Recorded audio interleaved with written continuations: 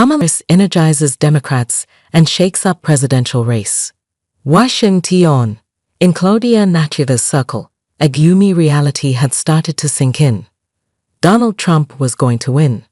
Then, on a sunny Sunday afternoon, everything changed. President Joe Biden dropped out. Kamala Harris stepped in, and victory for the Democrats seemed miraculously within reach.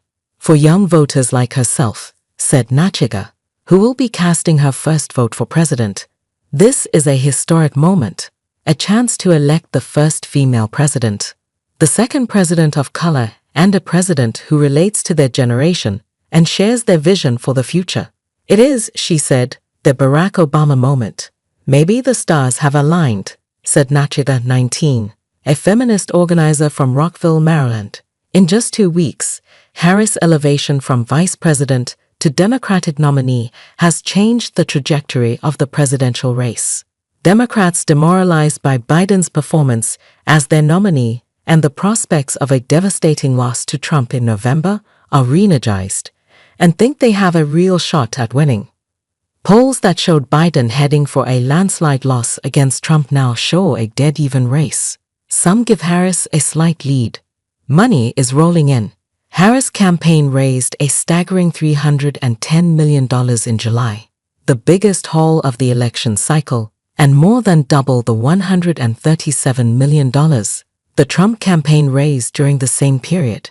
More than $200 million of the Democrats' stash poured in after Harris became the likely nominee.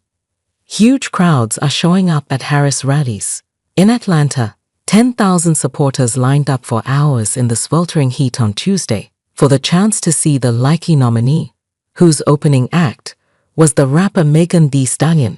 A virtual fundraiser held by a group called White Dudes for Kamala drew more than 190,000 participants and raised more than $4 million.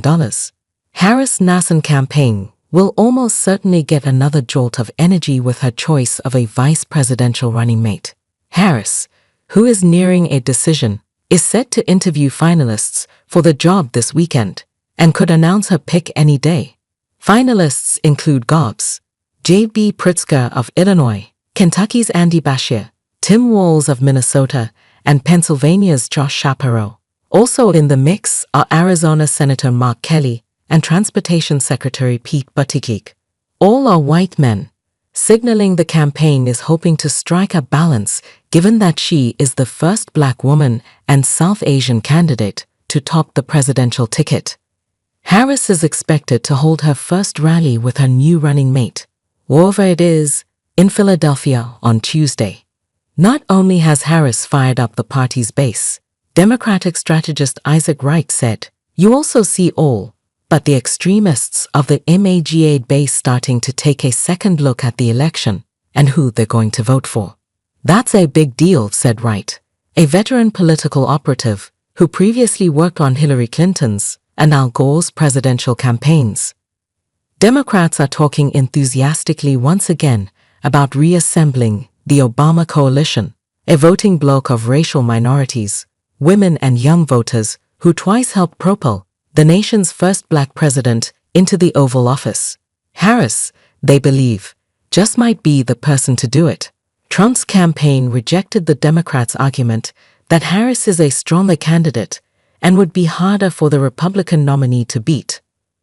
Kamala Harris is just as weak, failed, and incompetent as Joe Biden, and she's also dangerously liberal. Trump spokeswoman Caroline Leavitt said, a vote for Harris, Leavitt said, is a vote for more crime, inflation, open borders, high gas prices, and war around the world, and our team will make sure every American knows it.